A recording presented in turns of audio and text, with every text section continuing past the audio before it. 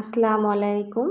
প্রিয় ভাই ও বোনেরা সবাই কেমন আছেন? আশা করছি দেশ ও দেশের বাইরে, কাছে কিংবা দূরে, যে যেখান থেকে আজকের এই ভিডিওটা দেখছেন বা দেখবেন সবাই ভালো আছেন। আল্লাহর অশেষ রহমতে আমিও কিন্তু বেশ ভালো আছি। চলে আসলাম আবার একটা নতুন ভিডিও নিয়ে আপনাদের মাঝে শেয়ার করার জন্য।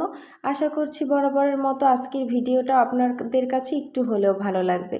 তাই অনুরোধ করছি, প্লিজ একটা লাইক দিয়ে সম্পূর্ণ ভিডিওটা দেখতে থাকুন। নতুন কোনো বন্ধু যদি আমার চ্যানেলে এসে থাকেন তাহলে বলবো ভিডিওটা দেখেন একটা লাইক দিয়ে। যদি আপনার কাছে ভিডিওর কোনো একটা অংশ ভালো লেগে যায় তাহলে কিন্তু আমার চ্যানেলটা সাবস্ক্রাইব করে পাশে থাকা বেল আইকনের অল অপশনটা সিলেক্ট করে রাখতে পারেন। এতে করে আমি ভিডিও ছাড়া মাত্র নোটিফিকেশন আপনার কাছে পৌঁছে যাবে আর আপনি আপনার সময় সুযোগ বুঝে ভিডিওটা দেখে নিতে পারেন। আলহামদুলিল্লাহ, আলহামদুলিল্লাহ, আলহামদুলিল্লাহ। অনেক অপেক্ষার পর আল্লাহর রহমতের বৃষ্টি হয়েছে আজকে। ঠিক দুপুরের শেষের দিকে, মানে দুপুরে ভাত খাওয়ার পর থেকে 3টা নাগাদ, মানে 3টার পর থেকে সন্ধ্যার আগ পর্যন্ত একটু বৃষ্টি ছিল। একটু না, অনেকটাই ছিল। অনেক অপেক্ষার পর আল্লাহর দরবারে লাখো কোটি শুকরিয়া। আল্লাহ যা করেন বান্দার মঙ্গলের জন্যই করেন। বৃষ্টি হয়েছে কিন্তু বৃষ্টিতে গরমও কমেনি আর ঠান্ডাও লাগেনি আর কি। তবুও অনেক প্রতীক্ষার পর গাছগাছালি থেকে শুরু করে পশু পাখি মানুষ জীবজন্তু সকলেরই এক ফোঁটা বৃষ্টির অনেক চাহিদা ছিল। তো আল্লাহ শেষমেশ আল্লাহর রহমতের বৃষ্টি আমাদেরকে দিয়েছে। যা দিয়েছে তাতেই অনেক দিন পর একটু বৃষ্টি পেয়ে খুব ভালোই লাগলো। তো এই তো মাগরিবের নামাজ আদায় করে চা বানিয়ে ছেলেমেয়েদেরকে নিয়ে খেয়েও নিয়েছি অফ ক্যামেরাতে। এখন এই সুন্দর মতো টেবিলটা পরিষ্কার করে নিচ্ছি। টেবিলের আধোয়া থালাবাটিগুলো সুন্দর মতো আমি কলপারে রেখে টেবিল পরিষ্কার করে অন্যান্য কাজগুলো আপনাদের সাথে শেয়ার করব। আসলে একজন মায়ের, একজন বউয়ের কাজের কোনো শেষ নেই। সন্ধ্যার পর থেকেই কাজ শুরু না, সকাল থেকে শুরু, রাতে ঘুমানোর আগ পর্যন্তই থেকে থাকে।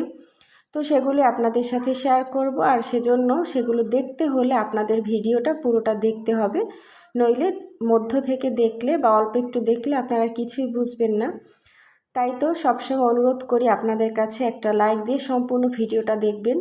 অনেক কষ্ট, অনেক পরিশ্রমের পর 3টা সন্তানকে সামলিয়ে সংসারের সমস্ত কাজ করে নিজের সব কিছু বিসর্জন দিয়ে, ভালো লাগা খারাপ লাগা, তারপরও আপনাদের জন্য একটা ভিডিও তৈরি করি। যখন আপনাদের কমেন্টগুলো পড়ি ভিডিওতে তাহলে তখন মনটা আর কি আরও ভালো হয়ে যায়, নতুন আরেকটা ভিডিও তৈরিতে উৎসাহ পাই আপনাদের কমেন্টগুলো দেখে। তবে দুঃখজনকভাবে বলতে হচ্ছে যে কমেন্টের তুলনায় ভিডিওতে লাইক খুবই কম আসে। আমার আপুদের কাছে আমি এত রিকোয়েস্ট করি যে আপনারা ভিডিওটা দেখা শুরুতেই একটা লাইক দিয়ে দিবেন। তাছাড়া সেটা যদি নাও হয় আপনারা কমেন্টের সময় একটা লাইক দিয়ে দিতে পারেন। তবে আমার মনে হচ্ছে যে আপনারা ইচ্ছে করে এই কার্পণ্যতাটা করেন আমার সাথে, একটা কমেন্ট করেন তবে একটা লাইক দেন না। আমি কিন্তু প্রত্যেকটা কমেন্ট ধরে ধরে প্রত্যেকের চ্যানেলে চলে গিয়ে প্রত্যেকের ভিডিও দেখে আসি কৃতজ্ঞতা থেকে, যে তারা আমার ভিডিও দেখেছে, তাদের ভিডিও আমার দেখা উচিত, এবং অবশ্যই একটা লাইক দিয়ে তারপর কমেন্ট করি। কেউ আমাকে বলতে পারবে না যে আমি কাউকে কমেন্ট করেছি কিন্তু লাইক দেইনি। কিন্তু আমার সাথে আপুরা এভাবে করবে এটা আসলে আমি আশা করিনি। তো যাই হোক, এই কিন্তু আমি কাজ করতেছিলাম, এই ফাঁকে আব্বু বাজার থেকে 5 লিটার দুধ পাঠিয়েছে। তো সেটাই কিন্তু আমি সুন্দর মতো বোতলে ভরে ভরে ফ্রিজে রেখে দিচ্ছি। আসলে মায়েদের তো কাজের কোনো শেষ নেই। মায়েরা, বউয়েরা সারা জীবন নিজের অক্লান্ত পরিশ্রম দিয়ে সন্তান মানুষ করে, সংসার আগলে রাখে। কিন্তু একদিন যখন এই সন্তানেরা বড় হয়ে যায় তখন কি তাদের মনে থাকে তাদের মায়েরা কতটা পরিশ্রম করেছিল এই সংসারের জন্য বা এই সন্তানের জন্য? অনেকেই মনে রাখে, তবে বেশিরভাগ সন্তানেরাই কিন্তু ভুলে যায়। তখন মায়ের এই দুঃখ আর কোথায় থাকে বলেন? একদিন যে মা এই সংসারের জন্য নিরলস পরিশ্রম করেছে, নিজের কথা না ভেবে, নিজের চিন্তা না করে সারাটা দিন সারাটা রাত কাজ করে গেছে সন্তানের জন্য, এই সংসারের জন্য, অথচ একদিন তারাই এই সংসারের কাছে, এই সন্তানের কাছে অবহেলার পাত্রী হয়ে যায়। বাবারা তাও যদি একটুও আদর যত্ন পায়, মায়েরা কিন্তু একদমই পায় না, কারণ মায়েদের থেকে তো কোনো ইনকাম আসে না, টাকা আসে না। বাবারা তাও তো সংসারে টাকা দেয় বুড়ো হলেও, তাই না?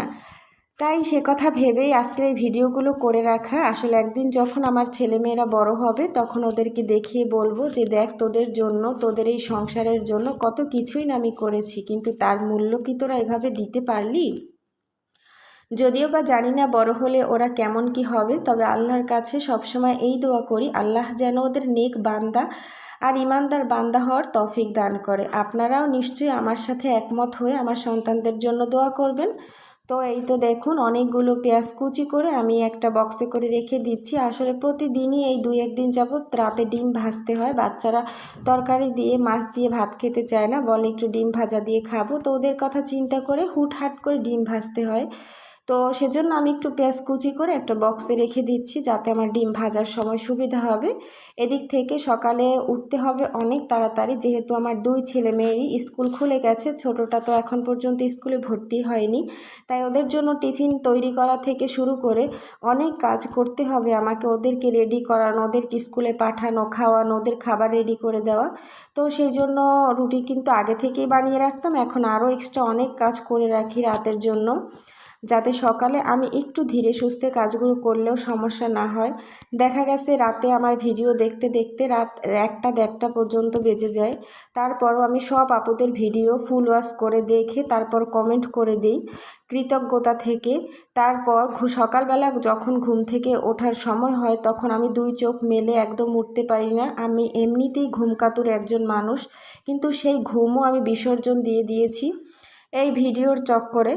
আসলে আমি না ঘুমোতে পারলে আমার কোনো কাজেই মন বসে না। আমার ঘুমটা প্রয়োজন মতো হওয়া দরকার, খাওয়া না হলেও হবে, কিন্তু সেই ঘুম আমি ঘুমোতে পারতেছি না এখন এই ইউটিউবের জন্য। কারণ আমার মনে হয় যারা যারা আমার ভিডিও দেখে তাদের ভিডিও দেখা উচিত, তাই সবগুলো ভিডিও দেখে রাতে ঘুমাতে ঘুমাতে অনেক দেরি হয়ে যায়, সকালে ওঠার সময় আবার অনেক কষ্ট হয়। সেজন্য সকালের কাজ যদি একটু কমিয়ে রাখি তাহলে দেখা গেছে সকালে উঠে অতটা তাড়াহুড়ো করতে হয় না।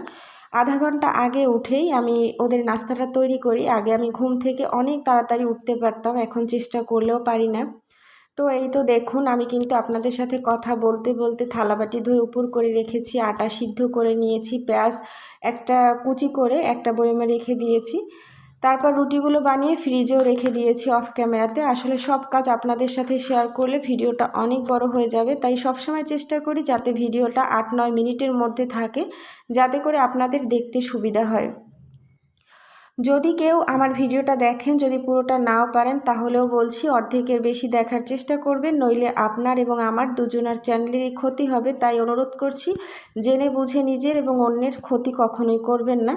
এই তো সমস্ত কাজ শেষ করে এখন রুমে যাব, রাতের খাবার নিয়ে ওদের জন্য আর কি রাতের খাবার খাওয়ানোর জন্য ডাকবো।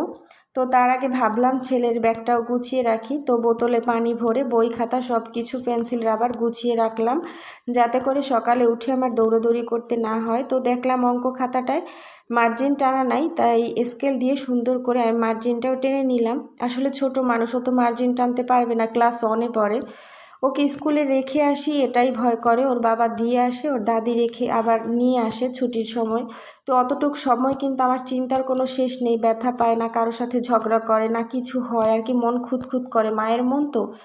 তাই তারপর ওর দাদি নিয়ে আসি স্কুল থেকে 1টার সময়। তা আমি এমন একটা সংসারে থাকি, যৌথ ফ্যামিলি, এখানে নিজের সংসারের দায়িত্ব, নিজের সংসারের কাজগুলো রেখে ওর কাছে থাকতেও পারি না। সব মিলিয়ে সারাটা দিনই যায় কষ্টে কষ্টে, কী আর বলবো। এই ছিল আজকের ভিডিও।